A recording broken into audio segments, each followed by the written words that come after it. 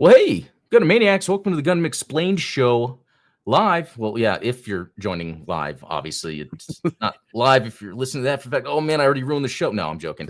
I am your host, Adam Blue. I always love to do that. Like I pick at little things I say and make a joke about it. I don't know. And speaking of jokes, no, I'm joking. See, that was horrible. Steven at Midnight Hatter, what's up, man? Perfect. No. Thank you for having me. Yeah, I think very few people picked up a joke that I posted on Instagram and Twitter the other day. You and I both received some awesome swag from Zeonic Shadow representing Zeeg New York. So we both got our new t-shirts in. Oh, yeah. We both made a post about it. The song that I set my video, like my little slideshow to, is kind of a little self-deprecating joke by calling myself a joke. Like, yeah, but that type of humor is fun though. I don't know what it is. It's uh, and it's not that I'm like confident about myself but it's just something funny about being lighthearted and just and I think it helps because like I always know I'm putting myself out there. I could at any time say something stupid.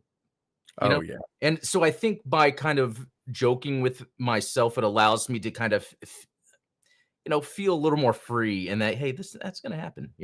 I mean, it's worth noting that, excluding Bluecast, you and I stream a combined like 1,000 hours a year. Yeah.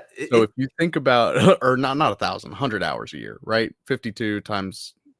If it's maths, I don't know, but yeah, something like that. It's a like lot. 100 hours a year of just uninterrupted stream of consciousness thought. I know. And so at any given moment, we are always saying something stupid. It's why when I live stream Gunpla stuff, I'm like, I'm going to show you where I screw up because I know that you guys, and I know that some of those pro Gunpla builders, they screw up too. They just cut that out of the footage. Right. Exactly. Yeah. I think it's what makes this cool. It's what then kind of balances when we do those deep dives. Exactly. So if you guys haven't checked it out, yesterday on Steven's channel, awesome discussion yet again. This has to do with localization. And I know that is a big topic, especially on Twitter and stuff where, people usually talk about that type of stuff. So yeah, check that out if you're interested. Yeah. So you know what? I've got a game for you, Steven. Oh, great. Yep, exactly. We're going to do that here in a little bit. It'll be fun. Okay, sweet. Are the rules of this one at least a little clearer? I remember like halfway through last one, the chat was like, wait, what are the rules of this game that they're doing? No, this one is super clear. It's Okay. super clear. But also, shout out to the chat, WD30, simply new type. Good to see you guys. And then, yeah, in the chat, there's a poll and it actually just messed up on me. I can't see it anymore, but yeah. It was for IBO, so I'm like asking, is IBO top tier? Yes, no, or it's mid. So right now it's deadlocked, 33% in every answer. So interesting. Okay, yeah, we'll see because so since starting this channel, I've had people ask, when are you going to watch IBO? When are you going to watch IBO? And I'm like, yeah, it looks all right. I'll get to it eventually. And it's just I was getting it so much more recently that I'm like, all right, I got to do a video about this. And even the comments, like people are like, wow, I'm glad you're covering this. And it was very positive, and it was people excited about IBO. And I think that's like really awesome that it's something that, was old now. It's almost 10 years old now. And I'm now covering it. And then people are like very excited. It's like different than normally when you're covering something. And someone would be like, oh, here we go. Look at this white guy. He's going to talk about some anime. But no. Well, and the funny thing is, I'm surprised that people haven't given you a harder time for like picking up other shows, like watching Gunbuster and watching Exo Squad before getting to IBO. Yeah. It's like, wait a second, I thought this was Gundam Explained. The guy's talking to me about like Exo Squad and the Neo Sapiens. But you know what? I think that's a good PSA because we all need that palate cleanser. Because you could get to a point where you think you then need to be watching something all the time, and but you need that break. And that's what I think I've gotten to a point in my life where I know how to balance that stuff better than before. So yeah, with Gundam, that's why I haven't got tired of doing this Gundam channel. Whereas every day I'm making videos and live streaming, it's that balance, and I just was reminded doing that this IBO video, like how much fun that was back when I was doing Unicorn and Witch for Mercury, and then some of those build shows. Like when I can watch something and then talk about, you know, it's fun to make videos like that, and people typically I respond. mean, it's like starting the channel all over again because it's like you get that first, that first hit, that first viewing pleasure. It's not like you're going back and doing this retrospective and all this stuff where you Oh feel like yeah, you have to, good point. you Yeah, know, you can really give your genuine first impressions without having to have all of this baggage associated with it. And it goes back to something that you say all the time about like the collector's mentality that I know a lot of our audience, our shared audience, deals with, being like Gunpla fans and things like that. You don't have to collect every high grade that comes out. oh yeah. You don't have to, unless you want to, but you don't have to. Just get the ones you like. Like that's And that reminds me, and I know I told you about this. I was on David Jaffe's live stream yesterday, and it was kind of a similar thing, like where he brings this up, and people usually push back, but it's like you don't have to beat every game you play. You yeah. can get to a point where I enjoyed this, but I don't have the time to. I want to get to another game, and I think it's freeing once you realize that. And that's the same with collecting or watching. Yeah, Um, definitely. let's see. Yeah, WD30th is saying that they like the series, and then I like this from Jam Kill X. It's not a video without a mention of Exo Squad. You see, Yeah. these companies can just get me when like they come out with something or I discover something. If it's not Exo Squad or X-Men, that's interesting. Gundam X, there's a connection. Man, are you secretly Elon Musk? Just everything is X. No. Okay, so oh yeah, speaking of Exo Squad, because I hadn't shown Gundam explained this yet. I pulled this out of the attic. It's so nice to have another mech with me. The one of the, I guess, OG mechs from my childhood. I guess. And I guess it was recalled for that hair trigger that just like, the missile just Well, pops out for no reason. interesting because these two just fall out. Oh, And then okay. this, and that's why these things are lost all the time. But Yeah. I say this is like my OG mech, and I guess more in terms of something I could like watch and then have. But I think the real OG mech for me was the power loader from Aliens, because Oh, yeah. I remember watching Aliens, think that was the coolest shit ever. And then when the toys came out, they had one. I was just mad that they made it to where the legs didn't move. It was like tread, and the treads didn't move. But it was like, what are they doing? So It's that's like why, they failed like, twice. yeah, that's why in the West they never do mechs right. For whatever reason, it's like we try to do mech and we can't do mech. Yeah, I mean, I didn't even acknowledge your review of Atlas because I was like, mm-mm. I'm telling you, watch it. Watch it Yeah. with your wife. It's Okay. and the other thing too about it is I think Jennifer Lopez is a good actress. Yeah. And Yeah, for she sure. has scenes purpose, like it's like she did this on purpose with the movie. She's like, what can I have a movie that challenges me, but then a lot of people will like it. So they had some dude and people make an awesome sci-fi story, and then a lot of her scenes are just her in the mech. So obviously on a chair with a green screen where she's talking about her trauma and then being emotional. So there's a lot of her crying. There's a lot of her. So for me, it was like, Oh, it's like Gundam. yeah, You're in the middle of this battle, you're in your cockpit, and they're talking about like, dude, you bring up an excellent point. So that's how Gundam will work in live action, is if they take that in consideration, that when these people are piloting, they're not like supposed to be these badass soldiers all the time. Like, yeah, but it's like where they have this trauma and then they're like questioning what they're doing with each other. It's like, why are you doing this? Like that, Mhm. they need to really capture that essence. It's crazy because you can take scenes directly out of the 1979 anime and you get all of that raw emotion. In particular, I'm thinking of like episode 6, Garma Strikes. Amuro realizes that he's defending the white base alone against all of Garma's men, the DOPS, the Magella tanks, and stuff like that. And it's when he just loses it. He pulls out the beam saber and he's crying and he's like wailing on the ground on this Magella tank, and it's like, are you okay?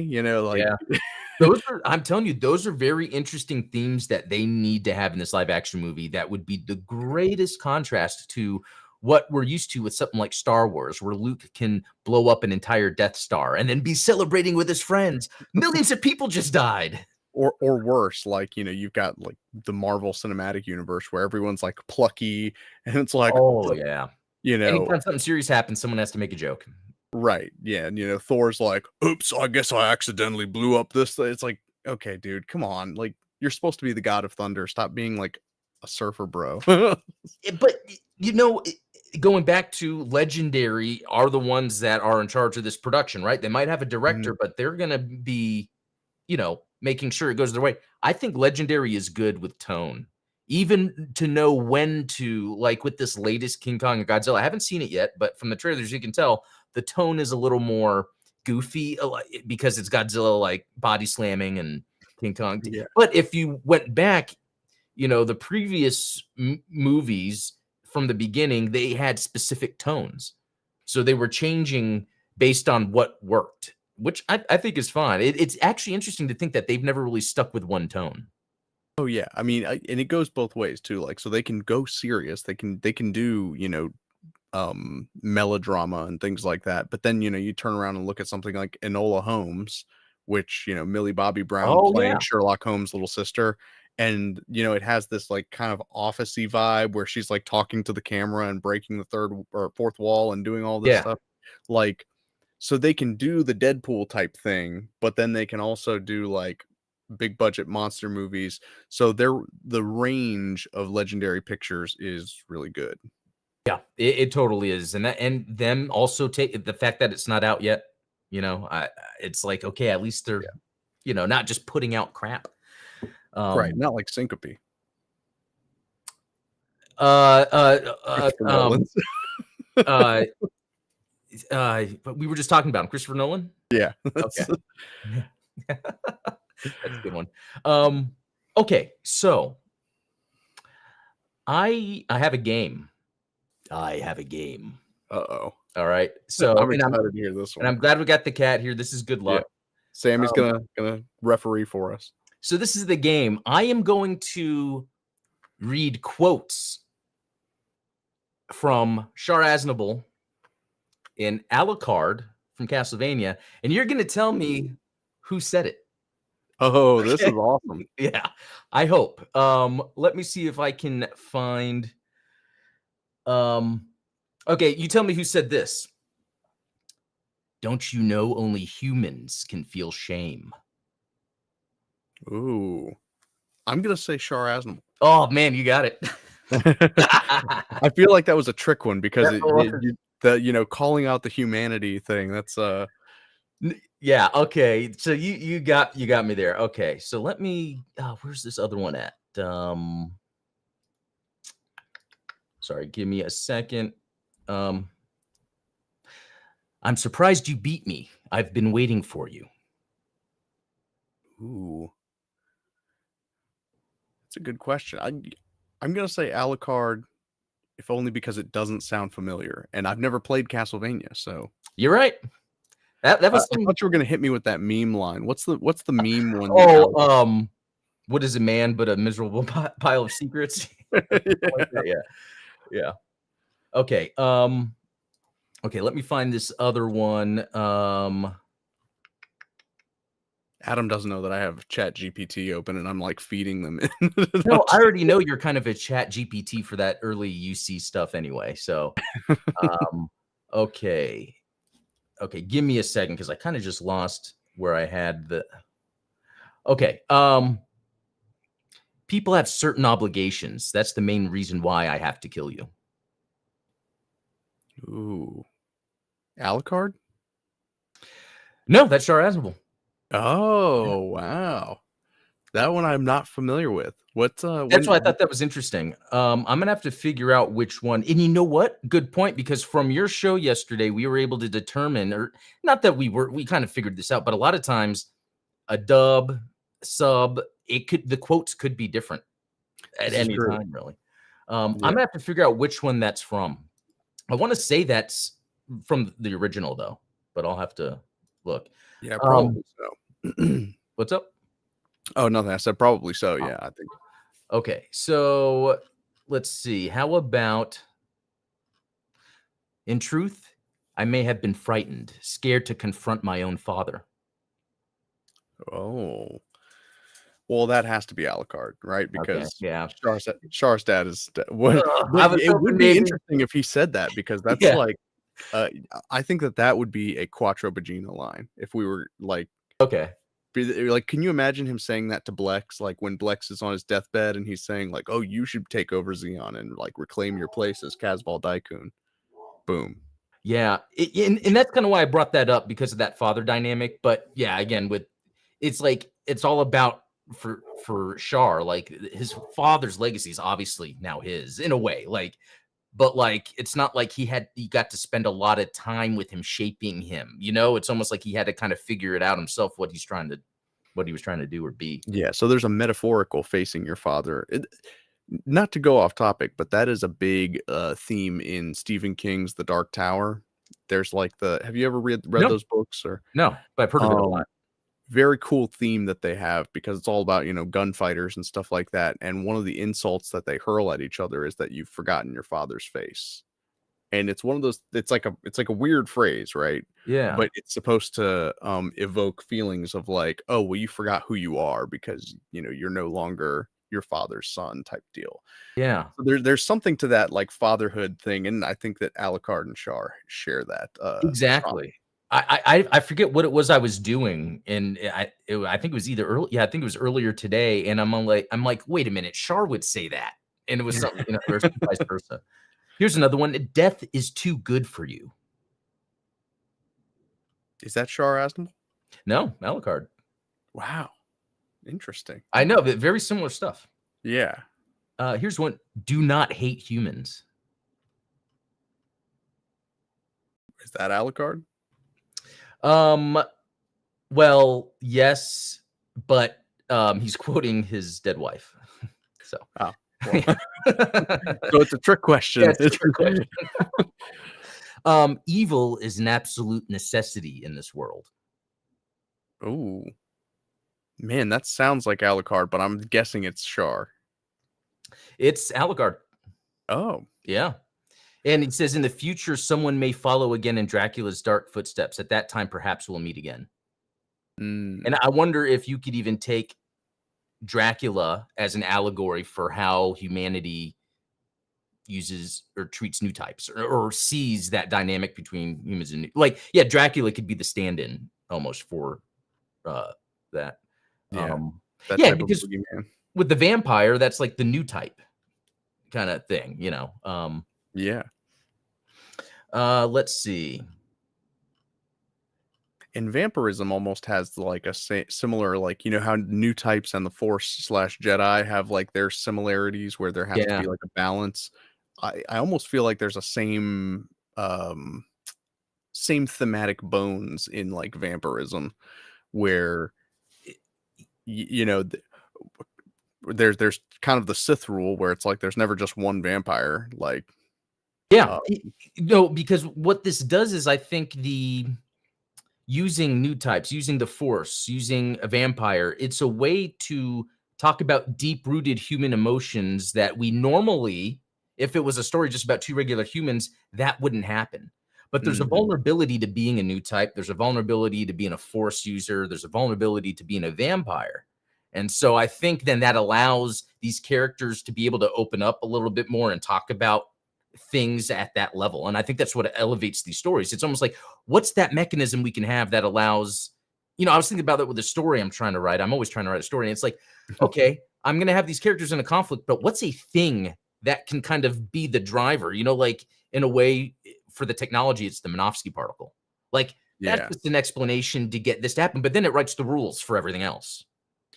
And there's always a strong othering of that, right? Like, and you see it like in X-Men too, like the idea of mutants, right? Um, when you can create almost a biological divide between two people where they're trying to overcome this gap that it represents something in human nature, but it's manifested in the story as something physical, something that's like a measurable difference between people. Yeah, that's a good way to put it, a measurable difference. I think that's what kind of delineates it because people could take that measurement and come up with their own conclusion of what Yeah. that measurement means. Um, Here's one. If you want to stop getting hit, stop screwing up. Well, that's neither of them because that's Quattro Bagina. Okay. Oh, There you go. all right. Slaves to our family's wishes. Is that Alucard? Yeah. Yeah. Which kind of similar to Char. True. Like there's, um okay. Okay. But you must always remember that the only thing necessary for evil to triumph is for good men to do nothing. Isn't that from the Boondock Saints? Oh, maybe. Yeah. No, is that Alucard? This Alucard too, yeah. Yeah, I was gonna that is quoting some a famous sermon though, I think, because it Oh, is the really? beginning of Boondock Saints. Oh, okay. But so really this game was really just to kind of play on how I find Alucard and Char to be very similar characters, you Yeah, know? And you see, guys with daddy issues. yeah. And seeing as Char as a bad guy, he was still written in a way where people love him. Almost more than Amuro, it seems like, even though like people of Amuro, it's like Char is always like, oh, if there's a Char thing, I'm gonna get the Char thing. I don't know. Yeah, Um, and the same thing with Alucard. Alucard came out 10 years after Castlevania, after 10 or so games, but people love Alucard. People associate Alucard with Castlevania. So it's interesting. There's just these white, blonde guys with daddy issues and this like emotional sort of baggage that they've got. It's interesting. yeah. I was just having a conversation with someone on Discord today about satire and how because and the way that this got started was the actor that plays Homelander, Anthony Oh, Starr yeah. on The Boys. He said on social media like he doesn't like seeing all these Homelander memes and things like that. He's like, "Don't you guys understand he's the bad guy? Like, why do you like Homelander?" Yeah, that is interesting. And it's there's this kind of funny thing that happens with satire and just general story writing where sometimes you make the bad guy or the thing that you're trying to satirize too cool. And it's like um so there's a quote I'm gonna totally butcher it, but it's like effective satire relies on a clearly defined purpose and methodology. Otherwise, it risks being confused with the thing that it is attempting to satire. That's a very good point because I think a lot of that might have to do with fear. So, for instance, Homelander is a badass. It's amazing, but Yeah. in real life, I would want to stay away from him. Oh yeah. You know what I mean? But as a viewer, I don't have to worry about it. So I can enjoy this guy being a badass. I think that's kind of where that comes. It's like horror movies, like horror movies are so popular Oh because yeah. people love that feeling.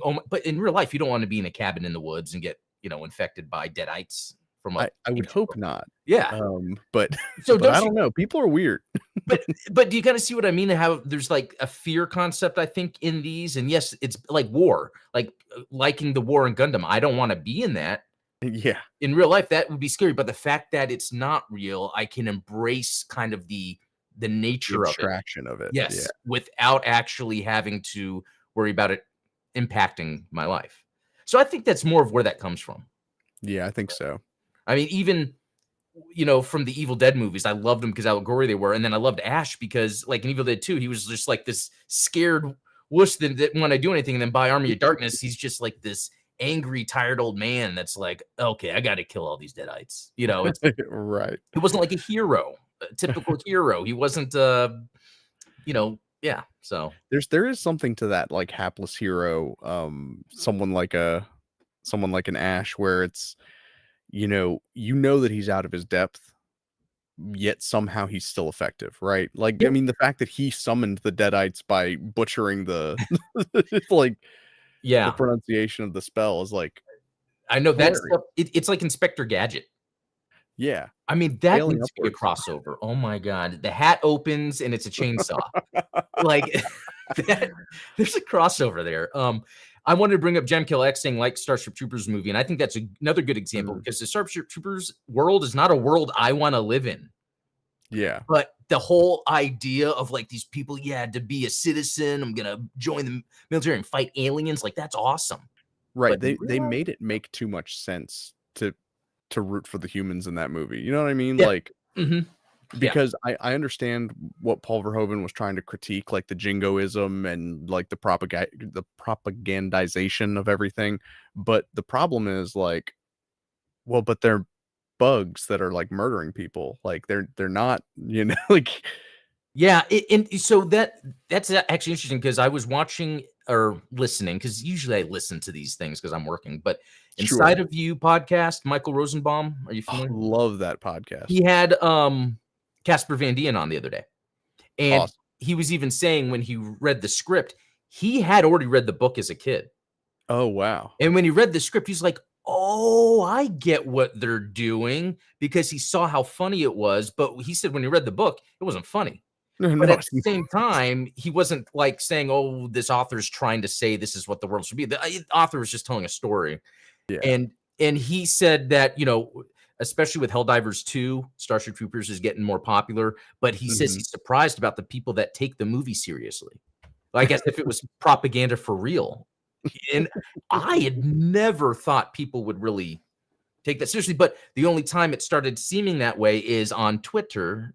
Nowadays when younger people that are now being able to talk about their views online tend to say things just based on inexperience and, you know. Yeah, and there's always the, dopamine hit from posting something hyperbolic that Oh, yeah. catches a lot of engagement. So, there's a rule of extremism there where it's like, when you post something that's, like, completely outrageous and people latch onto it, then it feeds the need to post more outrageous things. Um You know what? That's crazy because I was listening to Star Wars Explained yesterday because they're talking about the acolyte. I'm curious how much she's shilling. No, I'm joking because really the show's not that great, and you can even tell. I've not touched it yet, but, And it's funny because you can tell the way he's talking about it. It's more of he's just explaining what's going on and how it connects, but he's not like, oh, it's so awesome. It's you could tell he's. But anyway, no, cool guy. But what he was talking about was I forgot because I was talking so much. Hold on, give me a second. Yes, here we go. Twitter. It was where he went on Twitter and saw people complaining about, and it's like, okay, that's the problem. If there's this weird complaint someone makes on Twitter and it's just that one person, we should have a new thing. You know how they have the community comments? They should have a new one like do not engage. Or something like here's this person. It's a 14-year-old at home that just types something. so You don't need to, So you know. that begs a question, right? So I want to hear your opinion on this Okay. because obviously, we're both Star Wars fans. We both enjoyed the prequels. I enjoyed the heck out of them when I was younger. Like I didn't Oh see yeah. anything wrong with them, but the internet was still pretty. It was still pretty much in its infancy. Social media hadn't really kicked off, and so the only people that were really writing on the internet were like journalists and like people that actually had credentials to comment on these things. And of course, they shredded the prequels, right? Yeah. And it wasn't until like, later high school that I was like, oh, yeah, the prequels were kind of dumb, weren't they? And it's like, well, no, they weren't. This is other people influencing my opinion of it.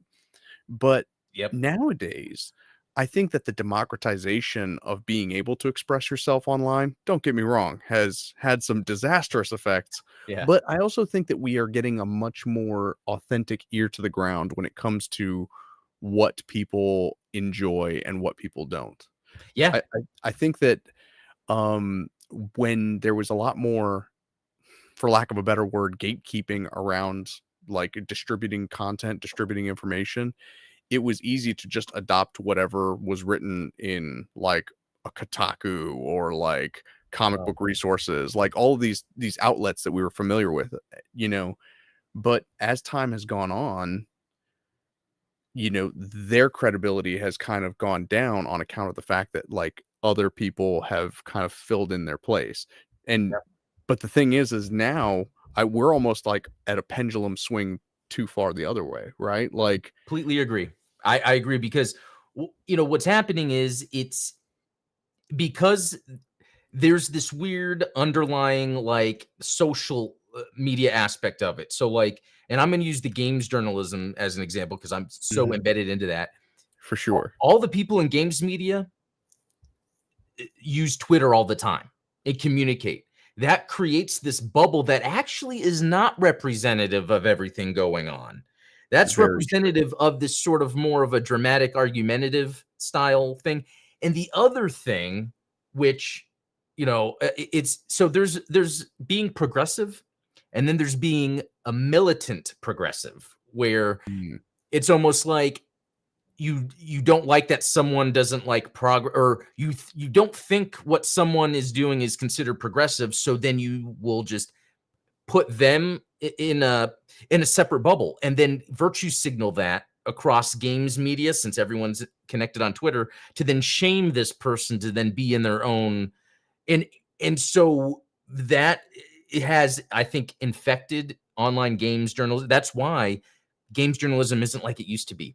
There's not Yeah. very interesting news articles about facts and statements. It's really about people reporting on something, but then spending their time to like, and Like this is editorializing and and this is where Giant Bomb Jeff Grubb got in trouble recently because he was talking down, and where he started speculating on things he heard which weren't accurate by saying like that yeah. the Perfect Dark game is troubled, and yet it got shown at the Xbox showcase. He Yeah. got even called out by the developer saying none of that is true, but it was because he was already in a negative place and they just kept double downing on it. And it's like, I think it's okay to have an opinion, but you have to be careful making assumptions that are negative when there's Yeah. nothing that, again, it's almost saying that thing, attribute Yeah. the stupidity what could be more, however you say that. I think Yeah. it's the same thing there, like when, People aren't being malicious, they're just being ignorant, yeah, which exactly. and I think that there is some aspect of like you have this I always talk about it when we're talking about Gundam, right? Because people will typically say like, 0083 is so good because it doesn't have a stupid like school dueling story like Witch from Mercury, right? And I always say like, if you can't speak positively about the thing that you love without denigrating something that you don't, then how much do you really love that thing? And it seems to me like whether it's, the Acolyte, whether it's games journalism, whether it's any kind of interactions going on Twitter, I don't see anybody in the creative space or in journalism really uh speaking positively about the things that they like without denigrating things that they don't. Yeah. And that's kind of just where we are in the culture, and Yeah, because once you break away from that mindset, you feel free. But the thing yeah. is, once you go online and start socializing and wanting to find a tribe, you tend to then do that it's almost like it's this built-in thing we do, but we don't need to. There's just Yeah. not enough guidance around, and I always think like social media, it seemed it did things good, like the Me Too movement. It kind of exposed where there's stuff going on, but then it also, the pendulums swing, like you were talking about, it went the whole other direction. So I think what it takes is people like you and I that then want to talk about the stuff we like, but always remember, let's try not to be negative. Yeah. And speaking, oh no, go ahead. What? Oh, no, I was gonna say, like, that's one of the reasons, like, I don't even like whether it's Twitter or like traditional journalism outlets. I prefer just watching like documentaries about how games were made and things like that. Yeah, Like, yeah, I try to filter what I'm actually seeing, just not to get. But anyway, yeah, okay, there was a couple things I wanted to get to, and I was gonna say, speaking of negative, um, because that okay, so I'm gonna end the poll, so hopefully it then shows up for me because oh, it looks like it's still deadlocked. Yeah, okay, there we well, go. roughly. Yeah, okay, so is IBO top tier Gundam? We've got no, 38%, which I mean, there's a lot of Gundam to be top tier. It's It's true. mid 38% and yes to 23. So really top tier, not being top tier is not negative. No, no, So it reminds me of Talladega Nights. Huh. if you're not first, you're last. That's the Oh yeah, that stupidest whole thing thing. I've ever heard. You could be Yeah. second, you could be third. No, and that's what I wanted to get at, because what's interesting is I was talking about at the beginning how more than any other show, it seems people are most excited about the coverage of IBO. Like in terms of people asking me and then the response to my video. And that That is is really cool. interesting. I know. Um, yeah. So, um, Rogue. I was high when I said that, Bobby. um, yeah, it seems Swagalis to like this. It's okay. Old school UC is still top. Yeah, it Oh, will yeah. always be top. Well, you know what's funny is, so I was digging around to see, like, what was the most popular Gundam, which, of course, depending on where you look, you're gonna get different answers all the time, right? So, I looked at the Reddit poll. I don't remember if it was on Mecha or on, like, r/Gundam, but and this goes back to the conversation I was having with, Zeonic Scans, where I was like, "Okay, so what is still the most popular Gundam? Is it the most recent one? Is there, like, a recency bias, or is there, So, the number 1 Gundam on Reddit is 0080. Oh, So, take that as you will. I think Zeta was, like, top 5. oh, okay. Um, Original UC Gundam was, like, 15th. It was pretty far down the line. Interesting. Which, that hurt my feelings a little bit. Yeah. And I took that personally. Yeah. No, but, I think that there was some recency bias going on in that poll because IBO, I think, was, like, 2nd or 3rd. Okay. It'll be interesting to see when I get through it. But 0080 being first makes a lot of sense to me, because Yeah, it's where Sunrise wants to make another Gundam, but without Tomino. But they're like, okay, let's make sure that we are doing what Tomino set out to do, and just with it's, like, it's fresh take. Gundam distilled down into, like, the perfect Yeah, 3-hour exactly. block. Yeah, so that's cool. I like that. Okay, I want to show you guys something else that's pretty cool. Now, speaking of CBR. Oh yeah, there we go.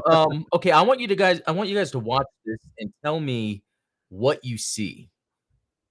You might have just saw it. I was gonna say, did you you might have spoiled it by saying UC.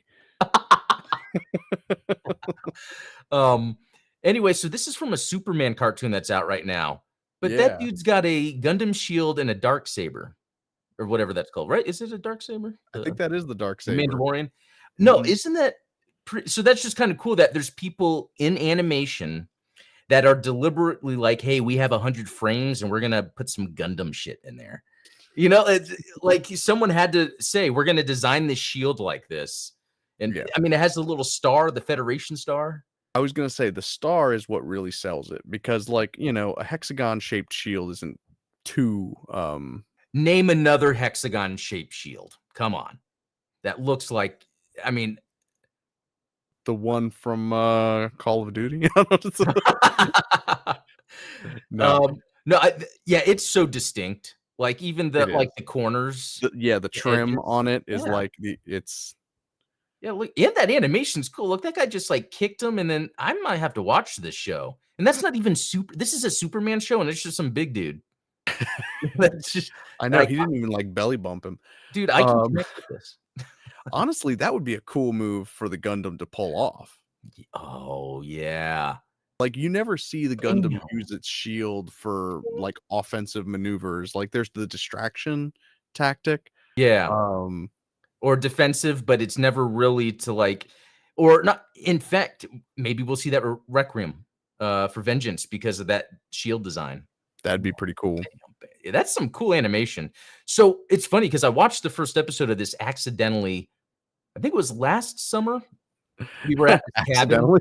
No, last summer at this cabin, they had the cable. Yeah. I turned it on.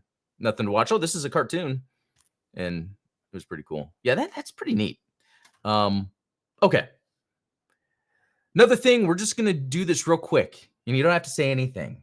But I felt it's to bring it up. I can't remove this ad, and that just ruined this whole thing. But yeah, this dude that we know, the voice actor of Mm, Amuro, is getting recast. He was going to be that Metaphor Refantasio game. So this is kind of how far that stuff went. that's Unfortunately, unfortunate. yeah, but just an update on that. I don't know what that means for like Gundam were they going to do any other UC stuff and use his voice? Well, so they said that they were using voice actors in Gundam Breaker 4, which I was like, everyone got all excited. They were like, "Oh man, we might get to see like Char and all these people come back in Gundam Breaker 4." And I was like, they don't have real characters in Because it's Gundam Breaker 4. Like it's yeah, because it's like the Gundam Breaker character universe or whatever. yeah. Yeah. So Hmm. I don't know if they were planning on having like Amuro appear in Gundam Breaker 4. If so, they're probably gonna yank him, but Yeah. Yeah, that's unfortunate. And then Lucas Garrett, I can see General Sam Lane, Lois Lane's father, being a fan of old school Gundam. So is that who that was? Because I I don't guess know. so. Okay, I don't know too much about DC and stuff, and and I know Lucas Garrett has a lot of knowledge on this stuff. So, Yeah. um, um, yeah, probably, and that's the thing. They can find a comparable voice. You know what I'm fine with, but I know it's really up to the actor. Is the AI voices. Mm. Like if someone was like if I voiced a character when I was 30 and then I was 60 and they're like, "Hey Adam, if we AI use your voice from when you're 30, it'll just sound better." I'd be like, "Yeah, do it," because I know I would want that, you know. Yeah, well, that brings up a good point. This was months and months ago. I watched that Val Kilmer documentary, Oh yeah. kind of talking about his life and everything. And he wrote it, it's supposed to be narrated by him, but because of the throat cancer, like obviously he can't speak. So his son actually did the narration as him, and it was spot on. Like you could not tell it wasn't Val Kilmer Was it speaking. that he sounds like his dad or he purposely tried because it could be easily done sound like his dad? You know? I don't know, maybe he probably put a little bit more effort into it, Yeah. probably like tried to deliver his lines similarly. I can't imagine he would sound too much different from his father, but like, there's definitely some effort applied there. Have you ever said something and then you were like, "That sounded like my dad?" Oh yeah, all the Just like time. yeah, like little things, like, it might just be like a reaction or something, Yeah. like the type yeah, that my dad would do, and something like, "Wait, that sounds like my Now, dad." do you think that the AI voice thing though, do you think that alleviates them of any of the fan backlash about the actor himself? You know what? That's a very tough one because, like, I that's something I've struggled with for a while, Mhm. but, like, I don't know. I would just go with it because I've kind of learned in life it's best not to involve myself with all the drama in the world because there is too much of it and it is everywhere you look and you're only going to depress yourself, I guess, by Yeah, doing that. So it's like sometimes it's like I don't know. I would think there would be fan backlash, but probably. I would it would be one of those things where yeah, I don't know. That there's so many layers to that because then would he get It is. compensated? Is it right that he's still compensated? But is that really related to what he did, even though what he did was bad? But people can still work a job, gain an income while paying for their consequences. It's yeah, Yeah, and it's I don't know. I'm not a huge fan of completely canceling a person over something that might have been a personal dispute between them and another yeah, person. We will never know what right. happened in those regard. Like we don't know. Like we're getting two different sides of the same story. We get a lot of people speculating. We don't know. So it's unfair of any third party to sit there and condemn one party or the other. And it kind of reminds me of like the Johnny Depp Amber Heard Oh, situation yeah, where it's like that was an extremely toxic relationship, but whose business is it besides theirs? yeah. You- Like That's a really good point. So when I was fascinated in watching that, and I was telling myself, is it right for me to be fascinated and watch this? But then I was able to kind of come up with what it was, is that I know as a person that's been in a relationship, like, there are sometimes things that I might say or do, they say or do that it's like, is that really right? Like, what's happening is we're seeing people that are normally in a private setting where they are able to be more of a different person with each other. mhm. That could be bad, but it could be good. And I do think it's kind of wrong that sometimes that's put on display because there's a reason, now if it is to root out something where it could be, but it really seemed this turned into more of just like a media thing. Yeah, instead of a real legit issue, you know? exactly. I mean, that's the thing that gets me about it is it's like if there's not like a crime committed or, someone who's grievously harmed by what happened, then what are we doing? Yeah. Like I would say the best takeaway is, depending on you would have to look at each situation and be like, is this something that is a systemic problem? Maybe that's rooted in just society today. You know, maybe it has to do with drinking. Maybe it has to do mm, with when people are scared in a relationship that they're going to leave each other. Is society not really built to give people support systems? Or yeah. when people have a bunch of money because they're celebrities, like what I kind was of about different to say, culture? I think that one of the things that is particularly fascinating about the I'm gonna butcher his name, Toru Yeah, Furuya I get it. situation is that it came as a result of his celebrity. Yeah. So it's like if we as fans of a property, as fans of franchise, if we didn't have that celebrity worship and that celebrity that idolatry that Idolizing. goes along with it, Yeah. then would he have ever been in the position to have been in this relationship that was obviously, it was wrong for a lot of reasons, and then Yeah. his behavior was completely unacceptable. But, how much of that are we to blame? Yeah.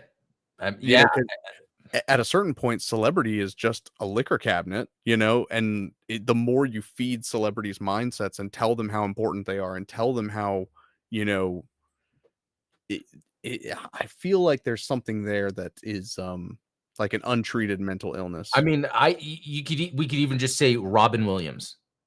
Mm, Why did he commit suicide? That's not that he hurt anybody. yeah, He hurt himself, right? And I mean, being someone with his status, with the money, you would think he would have the support systems, but he didn't. What does that mean to say how we even people that are close to celebrities, how they treat them, how it's sad stuff. But you know what? We'll move on, yeah. actually. We'll move on. Onto things that we love. Yeah, so here's something that's pretty cool that I wanted to show you. So there's these Gundam arcade games that I can play on MAME, but Yeah, what's interesting is retro achievements doesn't work with MAME. It has to do with the way arcade files are read in the MAME emulator. Like yeah. I don't know the tech behind it, but what's cool is it still shows, hey, I played it because I wanted to try these games out. So this one is Mobile Suit Gundam Final Shooting. It's a light gun game that's really fun. But Nice. what's neat is they have this recent players activity, right? And I'm like, wait a minute. So three different people were playing this random Gundam arcade game on the 10th, and then the 7th, and the 5th. And it's like, it's actually interesting to see that there's always people playing an old Gundam arcade game, but taking in account we only know this because it's people that not only do they have their main emulator, but then they have it set up to sync with retro achievements to tag this activity anyway. So to Yeah, think how many people are actually really playing this on a consistent basis, which I because would if think, you extrapolate it by, like what percentage of players are actually syncing. yeah, and that makes, and I would think it would be low. I would think it would be under 10%. Oh, yeah. So this, and again, this is another one. This is Gundam EX review. This is like one of the earlier fighters. I think there's a couple made Looks by pretty sweet. Presto. Yeah, it does. I was checking out the pixel art is awesome. But again, people are playing it all the time. And so it's like I think this would be good information for Bandai to know if people are willing to play these games, shouldn't they have them somehow acquirable in a very easy way? That's easier than someone one having to search for an emulator, know how Mhm. to even set up an emulator, then know how to set up retro achievements when it could be people that just have their box, their Xbox, their PlayStation, their Switch, and I swear a lot of this has to do with the fact that I say the fact. My observation is that, Bandai Namco is very similar to Sony, and one of the criticisms you've had of Sony that I think is a valid one in the past is that Nintendo and Xbox seem to get it, that backwards compatibility is Yeah. key. It is the way of the future. The Nintendo Switch has the Switch Online, the extra service. You can play all of these old Game Boy, SNES, all these different now the 64, which technically you can get them better on emulators, but Yeah. that's a conversation for another time. At least they're making them available, right? Yeah, exactly. Same thing with Xbox. Backwards compatibility is always a big thing to them. It seems to me like Sony, because they don't really care about hosting a retro library, they don't really care about, continued support for old games. Similarly, Bandai Namco doesn't seem to care about old Gundam games. They're like, once it's out of service, it's gone. Like, we don't care. And we're seeing people play them. But there's an audience there. Yeah. So it's like, why not just, whether it's putting them on Game Pass or putting them on Switch Online, depending on like obviously what platform they were on before, make those things available. Like, Yeah, and I somehow. think so to compare it, I always love to do the Star Wars comparison because most old Star Wars games have been re-released. Yeah. Like the Super Nintendo ones that I love, the Super Star Wars, even the random ones that I've never even really played, Dude, I was just thinking about firing up Galactic Battlegrounds again. Oh, yeah. That's Yeah, I've been craving an RTS lately. So Yeah, apparently there's one in the works, Star Wars one. Yeah, it's supposed to be like is that the one that's the Star Wars Total War, which not exactly what I'm into RTS wise, but it could be cool. yeah. But so going back to this, like again, I think this is an opportunity where Bandai and Capcom does this. Now I'm thinking about it. What's SNK does this? They always have every time a new console comes out, here's our collection. Here's our collection. There needs to be a Gundam video game collection where they just maybe there's 3 volumes and then they just pick. But this is just another way where a couple things that Gundam is out there for people that are looking for games to play. Oh, here's Gundam. It also makes it to where maybe that's another revenue stream for them. It might help them understand how big video games are. We talked about before plastic, sure, that's big for them, but it already has fallen back to the levels it was before.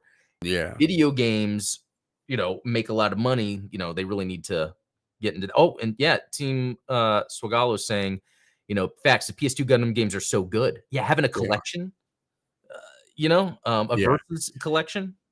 And I think that it's funny because technically the PS3 game Side Stories is that like collection, Yes, right? that's a really good point. Yeah. But I think that would have been a way more successful game if they had translated it to English and released it in go ahead. No, what do you think though if it was the original games instead of remakes?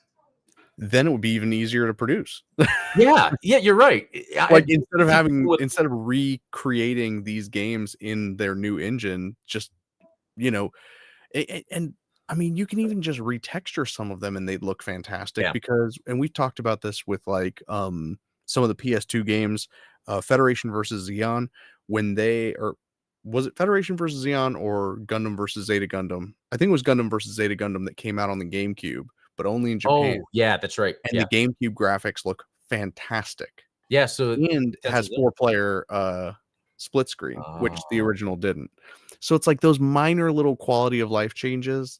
Even if it's controls, like even if they decided just to mess with the camera the way that we're a little bit, I think just re-releasing the stuff they already have is a missed opportunity. So, okay, one other thing I wanted to talk about, which I thought was pretty interesting because there was some news about that Silver Phantom game, that VR game or experience. I'm actually really excited about this because it is kind of cool. It's not a game. It's not a series, but it's like it's not even interactive. From what I understand, you're like inside as it's happening, like the battles and all it's that. Like Star Tours. Yes, which I would love. So have you happened to have been to Disney since they now have like the Resistance one? No, I haven't. Because it's cool. It's just like that where like you're flying and like they had the Gundam one in Japan too. Yeah. Or didn't they have a guy that was named Adam? That was or Blue. Anyway, I am so what I'm trying to say is, look, it says additionally, attendees can look forward to a major announcement that will be made during the panel, providing exclusive insights into the future of Mobile Suit Gundam Silver Phantom. Would you say a major announcement if it was just going to be the release date? I don't think so.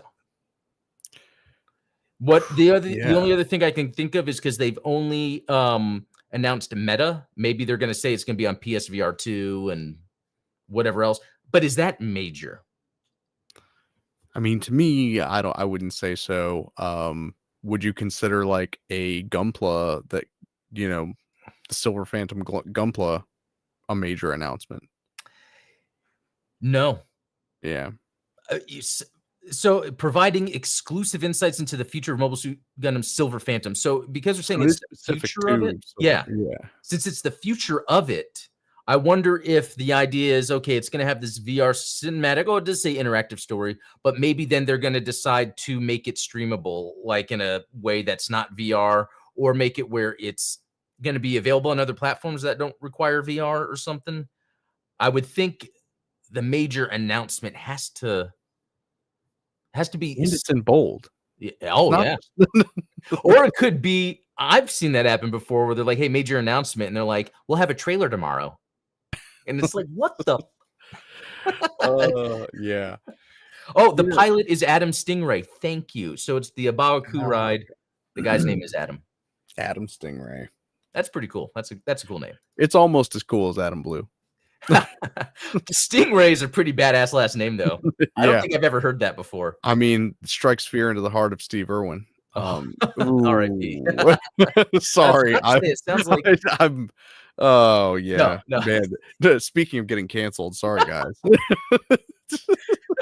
Well, that joke was better than mine. I was going to say, sounds like a name of a Street Sharks character.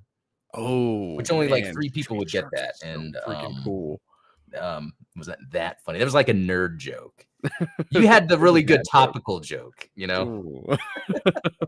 But also at this thing, Gavin Hignite, he's the writer of Requiem, is going to be there, and I have briefly spoken to him before. He did seem interested to be on the show. Hopefully that happens. I think he has to wait till all this stuff dies down because they're not revealing things yet. So yeah. So that'd be cool when that happens. But sweet. Anyway, so what's the takeaway from today's episode? Well, you know, it's that Alucard and Char are 2 peas in a pod. There you go. I like that answer. And I wonder, how much is that me just trying to find comparisons to the things I like? Or is it coincidentally, or are they rooted? It's Japanese story. I tend to like Japanese stuff, you know. Yeah. Well, you know, I think that it goes back to sort of like the Joseph Campbell thing, and like all stories technically have the same the structure, archetypes, right? and yeah. So we always look for those sources of trauma, those sources of conflict that I think you see crop up. Yeah, and just like you were talking about earlier, when it comes to like the things that are bad, and it's more like a lot of like Castlevania is about vampires trying to take over the world, and Dracula killing people, and Gundam is about war. It's being able to relate in these situations that we don't want to live in real life. So it kind of gives this edge, this alternate reality that we get to like experience, but learn things about. It's like therapy. It's all like therapy. And I mean, shoot, even Luke Skywalker, there's that quote about, you know, if you're afraid to face your father, he literally had to do that, and that was part of the conflict of the original trilogy of Star Wars. So I mean, it's something we always. And that's interesting because, you know, George Lucas did say that you know, he based Darth Vader off of his father. So that's pretty interesting there.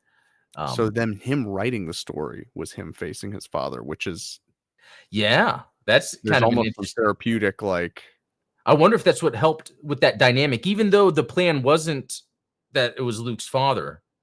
He still wrote it in that way, and maybe that helped him get through the story character. Maybe he saw Luke in himself, and so he wanted to write Darth Vader as the dad. Sometimes that helps. Like when I'm coming up with stuff, it helps to have that connection. But yeah, definitely. So I think that was a good moral of the story. I don't know. Yeah, But definitely anyway, a better takeaway than, I mean, we went to some dark places this episode, so no, that's okay though. Team Swagos will end this. Y'all are awesome. I love Gundam so much. I named my son Casval. Keep up the show. hey, Wow. cheers. Well, thank you. Love you too, and you know what? That is awesome. That's I don't really think I cool. could get away with that. Like, my wife would call me out instantly. She That knows is a too cool much name about though, Gundam. Yeah, it is. because it's unique, So, all right, guys, we're gonna hang out. This was so much fun. Thanks for everyone in the chat. Always a good time. Remember, Yeah, there's thank a you all. link in the description for the Streamlabs thing. Because again, if you guys want to like have your own part of the show, submit an essay, and I'll read it. We can talk about it. But There we go. until next time, see you guys later.